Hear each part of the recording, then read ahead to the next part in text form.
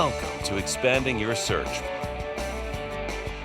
with Brent and JVoFIT. We are growing our circles of connection and knowledge with encouraging conversations and positive communications. Today, Brent and Jody welcome business owner and fitness coach, JVo.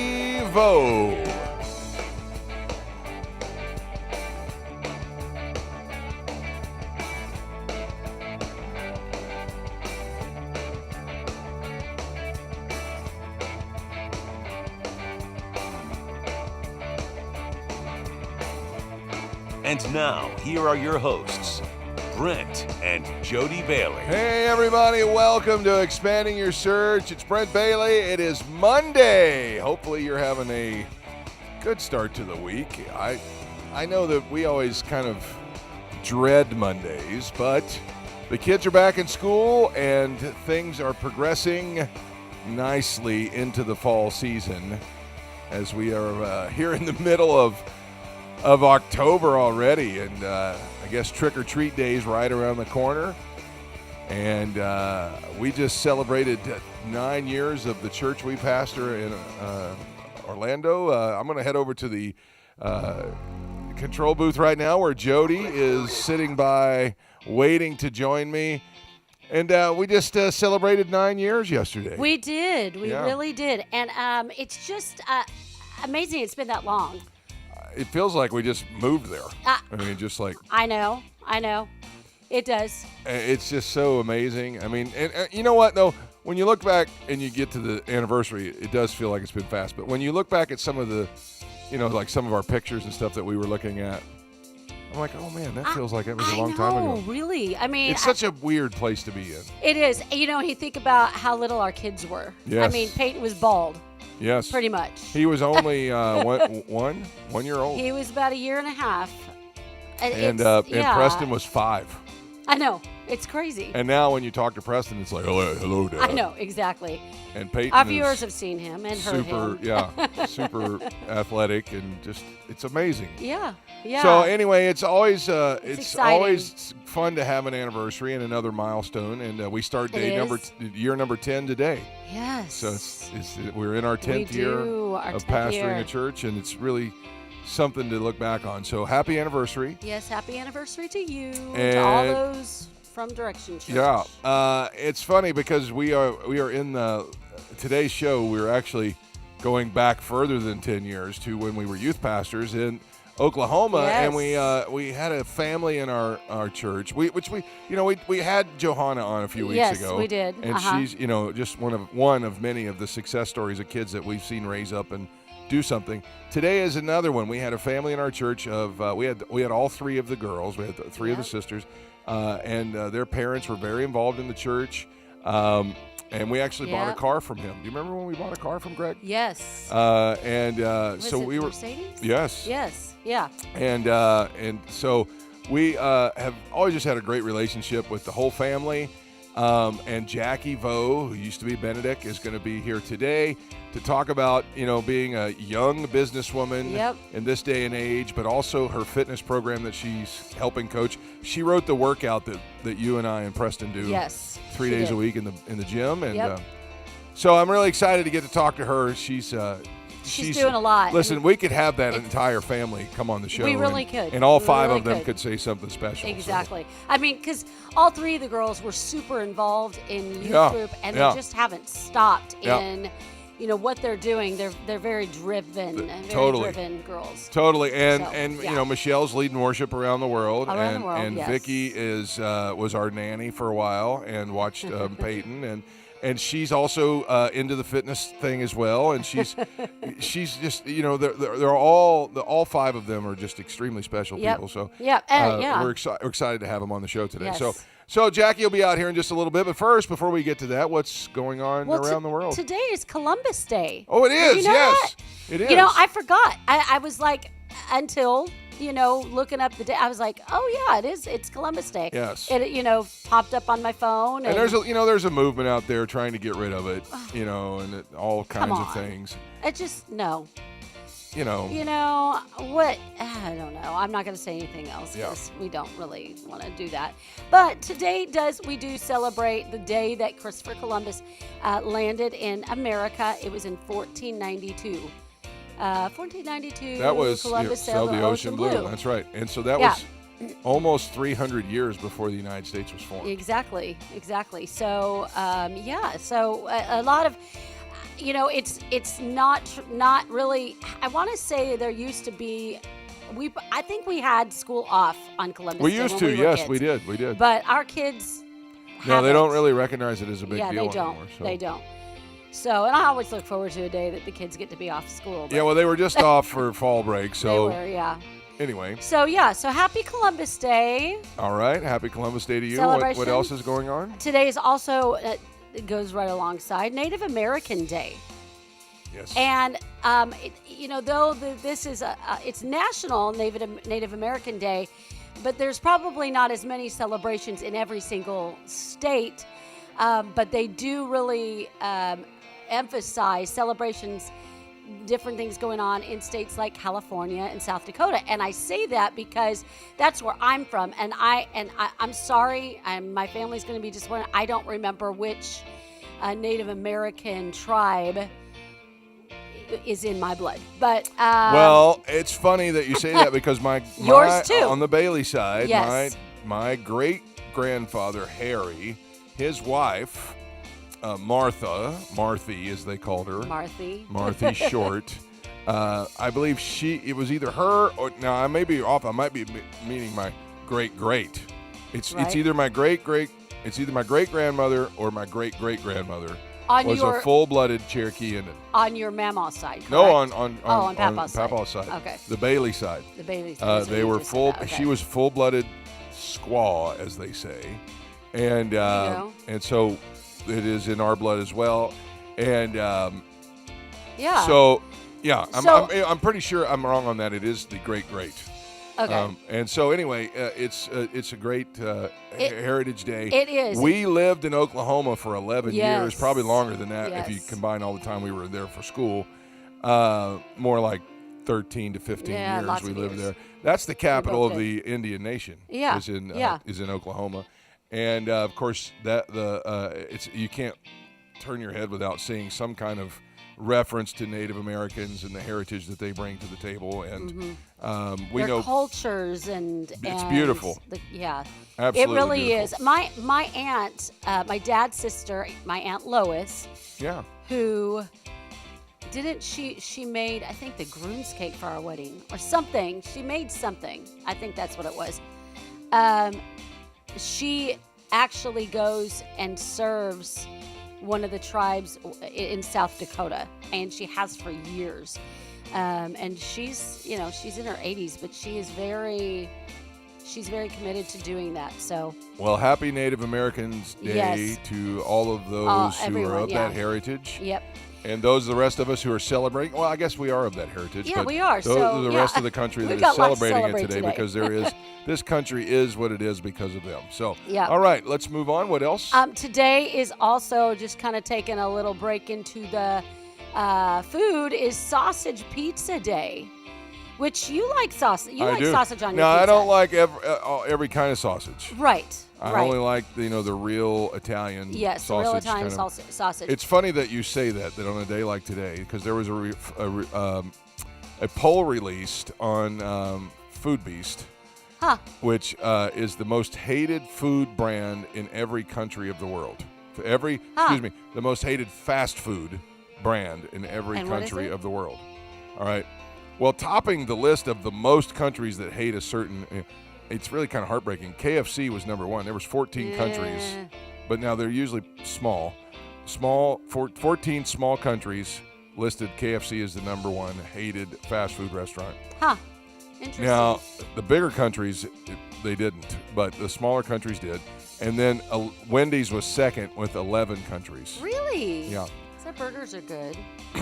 Yes, but you get outside of the United States and it is different. Yeah, it's really is. Very different. However, in the United States, do you know what the number one... Oh, wait a minute. I just saw something. All right, before we tell you what the United States most hated is, you know what the number one hated fast food chain in Mexico is? Taco Bell. Taco Bell. Yeah. That's not real Mexican. It's true. All right. So then the number one, and of course, let's just say Canada. Canada, their most hated was Orange Julius. Oh, really? I love Orange Julius. Do they have enough to hate them there? I don't know. Right? All right. So in the United States, the number one, and we're getting back to the topic you brought up, the number one hated fast food in the entire United States is Domino's Pizza. Domino's Pizza. Okay. All right. I'm so glad it wasn't Pizza Hut because I like Pizza Hut. Yeah. But today is a sausage day. Sausage pizza day. Yes. I love sausage as long as it's the good kind. Yeah. I kind of have to be in the mood for sausage on my pizza, but if I do, I'm going to have like mushrooms and onions. I like and it though peppers. when they cut it up like. Okay, well first let's just do two different kinds. There's one that it looks like pepperoni, like they slice it the same and everything. Okay, that's my favorite. Yeah. But then when you go to a place like Blaze, which if you've ever come to Orlando and you've gone to Disney Springs, you've surely tried Blaze Pizza. Yes. If you haven't, they are in fast food, other places. There's one in the Cincinnati, Ohio airport. I believe Lexington, Kentucky has one. So they're starting to pop up in different places. I know Tulsa has one. I know that there's one in Rancho because me and Brian have gone to eat there when we've gone to California. So Blaze has the chunky, like clumps of sausage, which is really good as well. So I like sausage pizza. You're right. Yeah. So okay, what else? I'm going to kind of combine the last two that I'm going to talk about. One is Kick Butt Day. Now this is going to be. We talked about this last year. We talked about it last year. Yes. And it's not just go kick somebody in the butt. Right. Because you actually can't get do out that. there and do something. Do something. And then the next one is Day of the Girl. Now, what that means, and the reason I wanted to combine them is because there's so many girls that are kicking butt and taking names. I mean, they are doing something, and it's just evident in the guests that when we had Johanna on and the guests we're going to be having this week. I mean, it's just... It is Ladies' Week. It is. It really is. So, but Day of the Girl recognizes the challenges that girls face in order to kick butt and take names. There's a little bit of more resistance, but I personally believe that it's getting, I want to say it's getting a little bit easier than maybe it was 20 years ago for girls, for women to really be doing their thing and, just there's always going to be pockets of difficult always people. Going to be that way. There will always be difficulties somewhere. Yeah. But I agree that it is so refreshing to see for the most part, not entirely, and I know that we probably should not stop going until we get it full, but for the most part, it's not just, stay at home and cook dinner and exactly. have babies and wash dishes. Now people are actually getting out of the way, and it doesn't matter. Well, and what your sex or what your ethnicity is, right? Or you can actually make a difference in the world, and you should. Now, here's what I want to say about that is what in the article that I had read also about this Day of the Girl Day. Is really those that are doing something, really speaking to some girls' lives and do something. You spoke a little bit yesterday about when we opened, we were talking about pro-life, and I'm not getting into that. Yeah. But you were talking about encouraging the girls who have gone through either abortions or they're considering it, or and honestly, it started moving. It really does move my heart. We really do have a heart for girls that have gone through those kinds of things, and so those that are in leadership, women that are in leadership, take what you have inside of you and really encourage somebody else, no matter what part of life they're in, no matter what, and be just be an encouragement and be an inspiration to them. So absolutely, again, just let this day be a reminder of that. So do and something get out there and kick some butt. Yeah, kick some butt. All right. Anything else? Any other national days? Nope, that's it. All right. Well, listen. Let me check out this. We keep talking about mashups and food and all kinds of stuff. Yeah. I don't understand it. I do not understand. I guess people have been eating it this way for a while, so they decided to just combine it into one thing. Yeah. I personally think when they do that, it loses something. Yeah. When they do, because some people, it's always been great to do this and this. Like there's a milk and ice cream flavored cookies. Milk and cookies flavored ice cream. Yeah. Well, it doesn't taste as good as milk and cookies. Right. It just doesn't. Right. All right, so when you mash things up, something gets lost. Pepsi is getting ready to debut Cracker Jack flavored soda. No. I'm sorry. I'll be honest with you. I've had Cracker Jacks in a Coke or in Pepsi or whatever, a soft drink, and it's good. In fact, I know Cracker Jack's got peanuts and stuff in it. We used to take cashews or peanuts and pour the whole bag in a bottle of Coke. Yeah, I've seen that. I've seen that done. And drink and eat them at the same time. It's delicious. I can't imagine that this is going to turn out good. To each his own. I mean, I just think when you mash it up like that, it doesn't. Literally, because then once it does, the popcorn gets it's gross. Yeah. It's going to get all, yeah. So we talked about pizza. Today's Sausage Pizza Day. Yes. DiGiorno, which we've bought on occasion, especially for Peyton. He likes loves to eat. it. They have a new mac and cheese pizza, which I think we said a few weeks ago somebody else had come out with it. See, there's a lot of crossings of the line. People are starting to, I think this pandemic has really started to make people try new things. Yes. But now, see, mac and cheese pizza, it kind of sort of goes together. Somebody else, though, we just talked about this a few weeks ago. We did. Somebody was doing a mac and cheese pizza. Yeah, people are just trying things out. All right, here's one more, a couple more, actually. Taco Bell is testing a new fajita quesalupa. Okay. So it looks like, honestly, it looks like it's a fajita with a quesadilla and a chalupa all combined into one. Well, so what's up with the mashups? Why can't you just enjoy one and then enjoy the other? Yeah. Just sell it as a combo. People are losing their minds in this pandemic. They it's are. Like, what are we talking about here? They really are. I don't know. I don't get it. I don't either. So good luck with that. All right, that's what's going on around the country today. Let's jump in with our guest as we expand your search.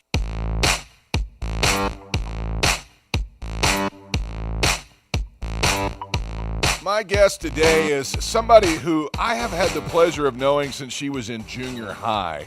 She was then and now.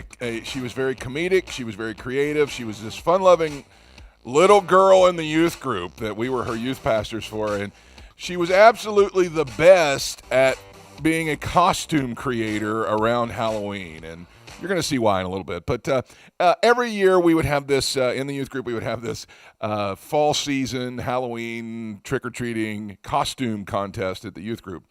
And I kid you not, probably 4 years in a row, she won that contest because she came loaded and prepared. And now this young lady is taking that same great personality and creativity and turning the fitness world on its ear. She is JVo, and she is a NASM Certified Nutrition Coach specializing in the implementation of flexible dieting. Man, that sounds like something that we all need to hear. Also, tracking macros and taking that approach to nutrition. Jackie is the owner of JVo Fit, a business in which she provides one-on-one coaching and accountability with clients to help them reach their personal health goals. She actually wrote the program that Preston and Jody and I do at the gym 3 days a week right now. I'm so excited to have her on the program.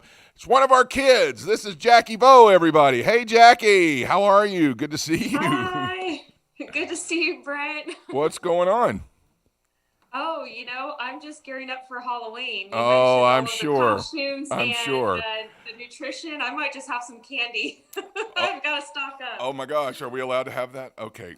We're allowed to have that with the method. All right. So, all right. I've already talked about it a little bit before we get into what you're doing these days. Listen, I give you props because those years in the youth group, and that was a long time ago, but you came so creative with your costumes. I know one year you were, we're going to put some pictures up, Edward Scissorhands one year, and you full on, how long did that take you to make those? A couple days. And somehow I found stencils online where someone had made stencils of his scissor hands. So it was a whole project. You guys tracing them, cutting them out, spray paint, everything. I was going to say, I don't even think we're doing it justice. I mean, she painstakingly made every finger the scissors, and it was impressive. Then I think you did Mary Catherine Gallagher 1 year. Remind me. Catherine Gallagher. Yep. What else? How to get her superstar dance down. Yes, and I remember you sniffing your armpit, sticking your hands in your armpits. Yeah. And then what was the other ones? You came. Those two stood out the most, but I remember you every year rocked it. So. Well, since I was in the drama group for Access Youth at the time, I was always just thinking of other characters to do for summer camp and stuff. So you probably just remember that you always saw me playing different characters. It's randomly. true. It's true. You always were. So. Yeah. Well, let's get into a little bit of what you're doing these days, because I know that you're a fitness coach now, and it's easy to kind of jump to that immediately. But your backstory to how you got into that is really kind of impressive. Now, I know there's a history of kind of fitness in your family. Your dad played the Incredible Hulk at Universal Studios, and he was always very. I mean, the pictures of him when he was younger was quite impressive. So I'm sure that was kind of a baseline that was like in the back of your mind the whole time. But then you had some personal things that happened that kind of started you on this journey. Tell us a little bit about that. Yeah, so my dad, I would say it's in my DNA because he did bodybuilding and moved out to Los Angeles, and he was working out with the original Mecca crew, the Arnold Schwarzenegger and all those guys. He was part of that crew before he got saved. So bodybuilding, I mean, I would say it's in my DNA just because I emulated that and would see him, still training when we grew up. But for me personally, I didn't really give a whole lot of consistency to it until after I had a near fatal car accident back in December 2012. So almost 9 years ago, actually. And after that, I had fractured my C6 and C7 vertebrae, and they operated on it. And the doctors actually said that I would never be able to fully rotate my neck. And it was just looking like the recovery was not going to be one where, you could really be active. So I was fully recovered from that and ended up training for a half marathon that I completed November of the following year. But during that training, wait a minute. You did a half marathon? I didn't know about that one. I knew about the car crash and the recovery, but so you started running. Yeah, so the Lord put it on my heart to just start training for just a half marathon, and so it was summer of the following year. So about 6 months after the wreck, I started training for that. And the whole reason why I even got into bodybuilding or weightlifting was because I was actually using it to cross train for the half marathon, because you have to keep your muscles where they can support you long term. So when I went into the gym, it wasn't like, hey, I'm going to get super strong or I want these muscles. It was more like, I want to be able to support this run that I'm doing. And I thought I was going to be a runner after that. But during the training, that's when I really fell in love with weightlifting, to be honest. And then it just kind of went from there. But it was that car wreck that definitely started my fitness journey of just either seriously considering my health and appreciation for that. And then just taking care of my body in the best way I know how. All right. So then you surprised me. You did a half marathon. So that's awesome. And then you started wanting to get into like the posing bodybuilding and like the fitness modeling and things like that. And then you ended up winning like a big, state competition. So what was that process like? Because that has to be, I've heard other people that go to elite level type events and they just say, your life is gone at that point. You're just training all the time. Mm-hmm. Is that what it was like, or how did that process work out? In a lot of ways it was. I mean, it definitely is a big chunk of your time. I think a lot of people, it's so easy to see these people up on stage, but the prep work that goes into it, some of these people are training for it seriously, dedicating every hour to it for 12, 16 weeks leading up to it. And what I had been doing while I started bodybuilding, getting ready for the half marathon, and kind of mulling over that idea, like, oh, I may want to compete in something. Well, I started training like that towards the end of the half marathon training. And so really, I look back at it, and my training for that competition was over a half year, really. And then very seriously dialing in your diet for 12 weeks or so. But it is a second job. And laundry alone, because you're at the gym a lot, you're washing a lot of clothes, you're prepping meals. I mean, that whole stuff, it's a lot of work. It's really rewarding. And it taught me a lot just in the preparation for it. It teaches you a lot about your self-discipline and your focus and just consistency and determination. I mean, I learned so much just in the preparation for it. So winning first place at that competition was just the cherry on top. Yeah. Now, what was the actual competition? Because you won 2 things there, right? You had, because I remember you standing there with 2 swords. That meant you won 2 different divisions. So what was it again?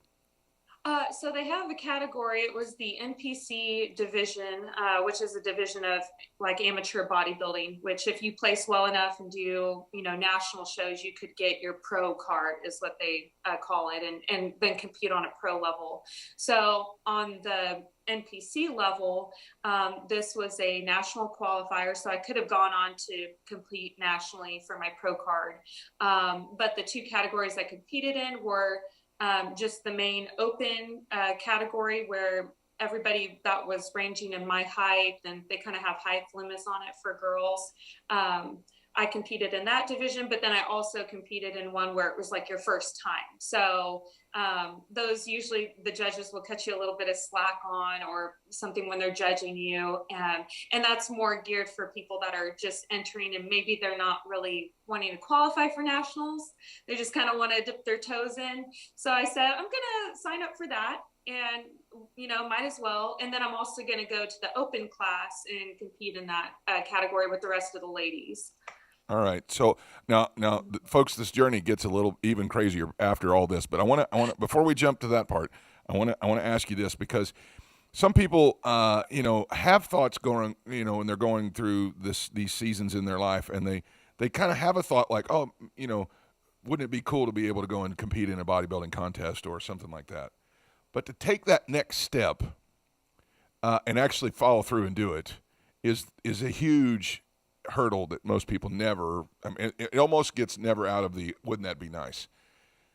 What do you think was the big thought for you to actually? I know you were recovering, but to actually say, I'm going to go compete in this.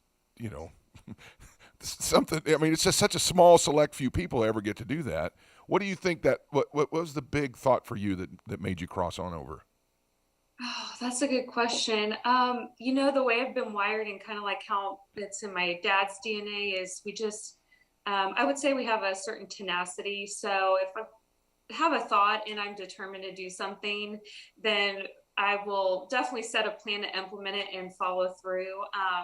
But then just the passion that I had for fitness too, and also an intrinsic motivator to just challenge myself, to step outside of my comfort zone and do something I haven't done, I would say was big for me, because I had never done anything like that. But I just wanted to set a challenge for myself and actually watch myself accomplish it. And it does wonders for your confidence just in every area of life, on goal setting and other tasks that you have or things that you want to accomplish, when you're able to say, okay, I have that under my belt. I did this, I rose to the challenge and I stepped up to the plate. So for me, it was that intrinsic motivation to be able to look back at myself and know that I didn't, hold back. I went full force, and I actually decided to move forward. Did you have moments of, and I'm sure you did, but sometimes it's great to hear those kind of, did you have those moments of doubt where you are even like extremely nervous or fearful or whatever? What if this doesn't work? Or how am I going to get to this next part? Or did you have those times? Absolutely. I remember two specific things leading up to it because I was already very lean. My muscles were really cut, and bodybuilding is such a subjective sport. So sometimes they're looking for something that's different. And I remember a bodybuilder guy saw me at the gym, and he told me, this was maybe a month before the competition. He said, "Hey, don't be disappointed if you don't place well. The judges usually go for this, and you just are looking really, really lean." And that did a number on my self-confidence because I was thinking to myself, well, I'm just trying my best. Obviously, for me, I don't like to come in anything less than first. I want to know that I rose to the top and achieved my goal. But I was thinking, oh my goodness, I'm not even going to probably place at all. I look awful, and you're already scrutinizing how you look. So it really did a number on my self-confidence then. And I just had to press through that. And then 2 weeks, or no, actually 10 days before the competition, the coach I had hired, we were eating, I had so much fish in my diet.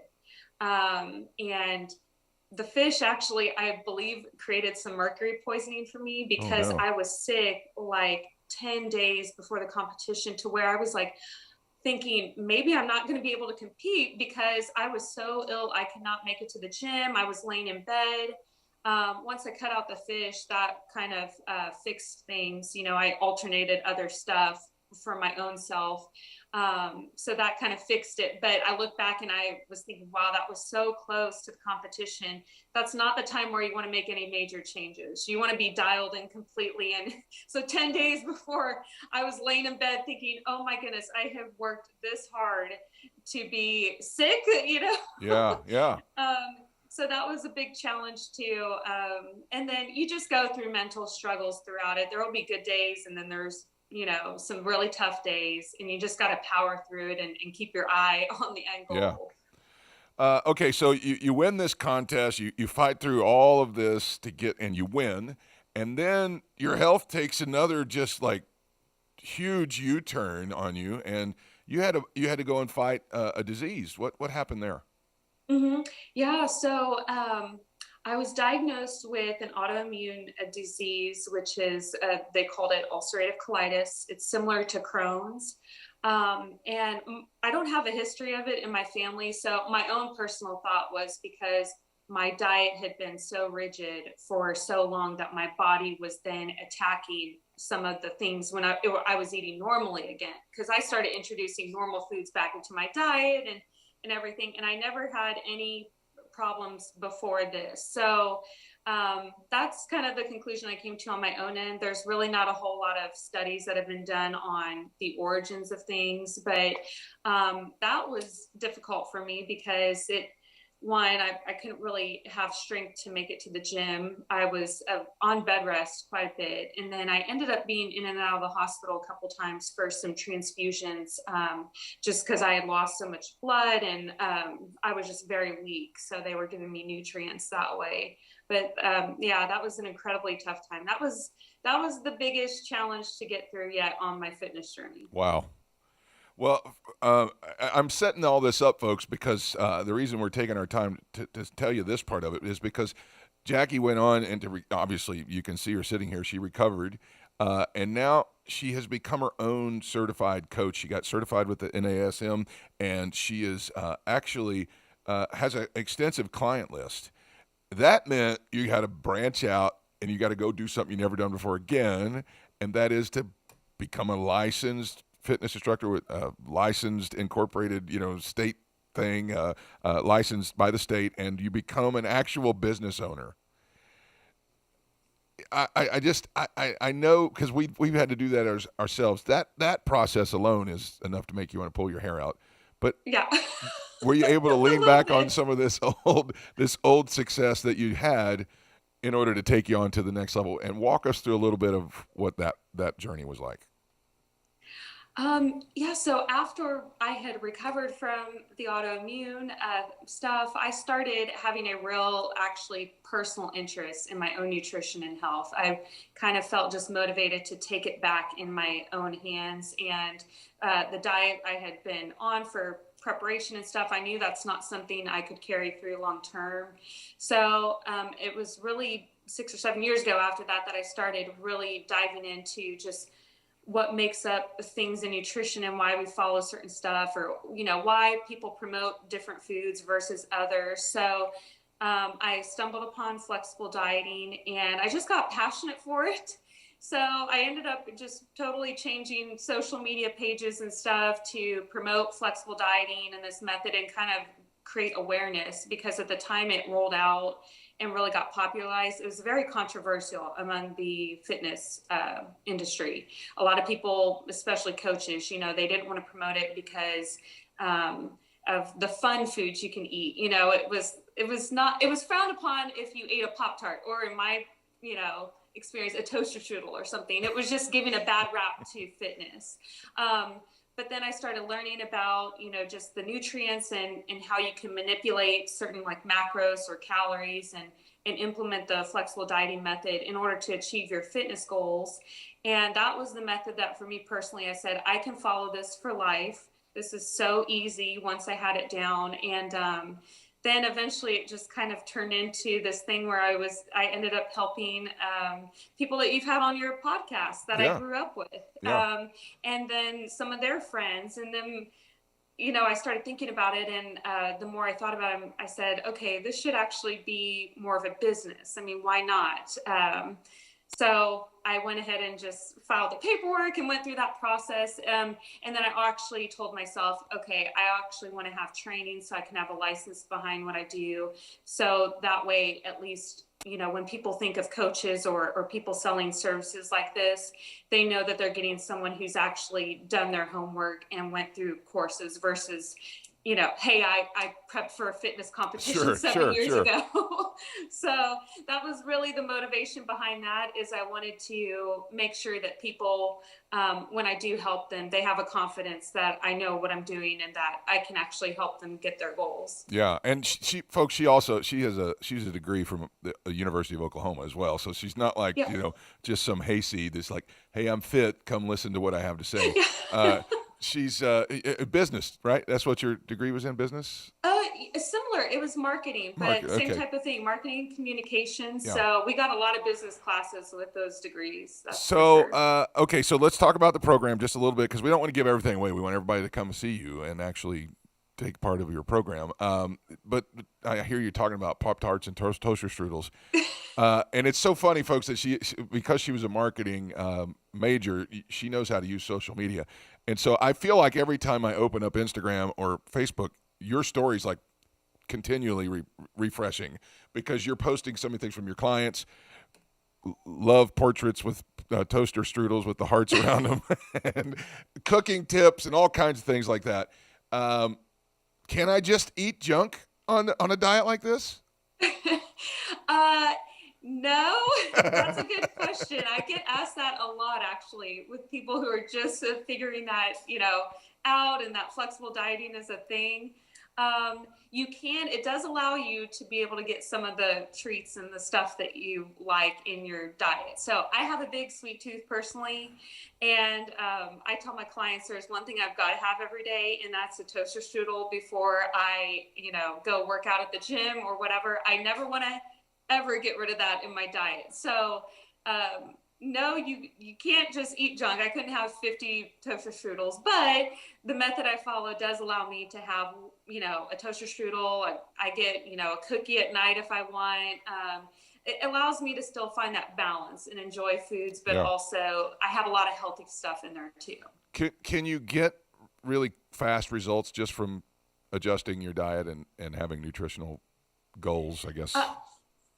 Yeah, I mean, you'll get some results with, you know, just dialing in your nutrition. I think anyone will find that once you actually are monitoring how much you're eating, or you're really tracking your calorie intake, or your macros, which is what I do, I think you'll get some results. But really, the dynamic duo is going to be on the fitness side too. So like the training program you guys said you're doing.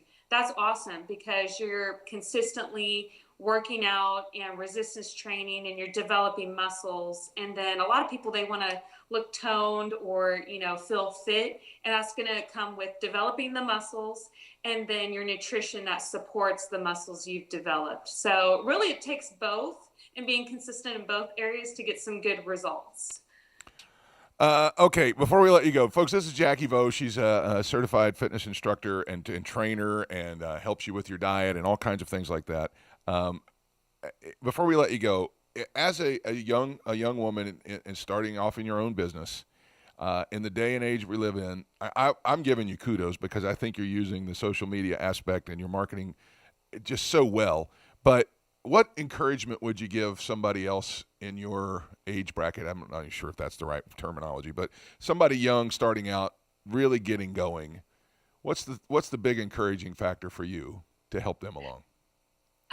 To just be authentic and be yourself. I think, you've known me for like a couple decades now. That's right. Yeah. I've always been a goofy and, nerdy, just comedic person. So I really try and let that part shine on my social media as some of the posts that I do, and still keep it fun. And I feel like when I do that and I actually let my personality through, that people tend to engage more or ask questions more. So as far as a business side goes, just being my authentic self, tends to get more people saying, okay, what's this? Maybe I should follow, or maybe I should ask questions. But then also just knowing that I'm not going to go outside of being my authentic self or go outside my character. So in the fitness industry, it's kind of hard to do that because you see so many people, masses, just posting stuff that probably isn't high quality just to gain attraction or attention.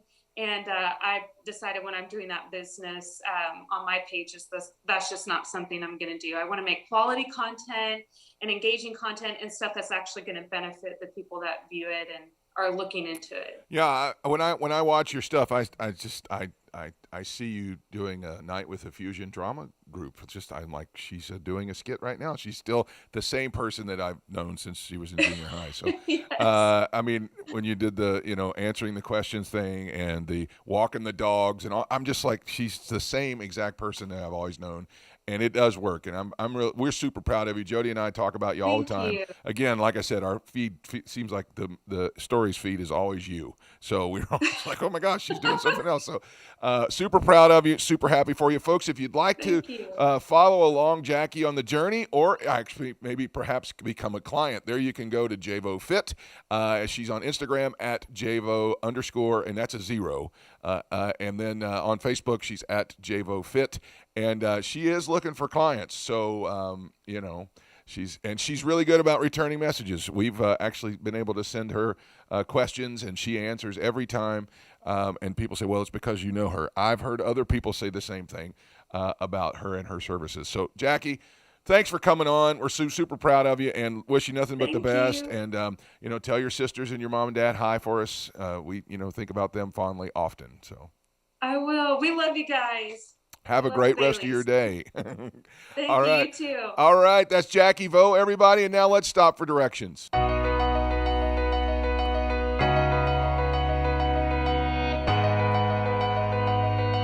David said in Psalm chapter 139, verse number 14, he says, I will praise you, for I am fearfully and wonderfully made. Marvelous are your works, and that my soul knows right well. Inside each of you is a person that God designed specifically to be unique and do something wonderful here on the earth. So many times we're comparing ourselves to somebody else or wanting to be somebody else that we ignore this high-powered, ultra-impactful, and awesome gift that God has placed inside of us.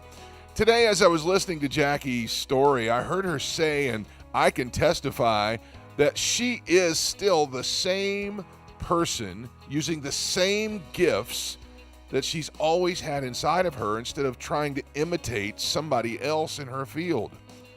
That is the beauty of your gift. You can lean on these gifts that are inside of you And with hard work, discipline, and some integrity, those gifts, the Bible says, will make room for you. What kind of room are we talking about? The room to be successful, the room to be influential, the room to be happy while you're here on this earth. Listen, Jesus paid a price for your soul, but that price also included everything that he's built inside of you. Learn to love the gifts inside of you. Don't take those things for granted. Learn to be confident in your gifting. Lean on everything that you have. Allow God to guide your steps. And watch that same God open door after door after door on this journey that no man can shut. That's going to wrap it up for the show today. I'm so happy that Jackie was able to come and be with us today. We are clients of hers. We encourage you to seek out some of her information. Join us next time on the program. We're going to continue to have great guests that can actually help you expand your search. Thanks to my beautiful wife, Jody, over there in the control room, making things happen over there today for another great show. Until then, I hope we helped you expand your search today. Have a great weekend, everybody.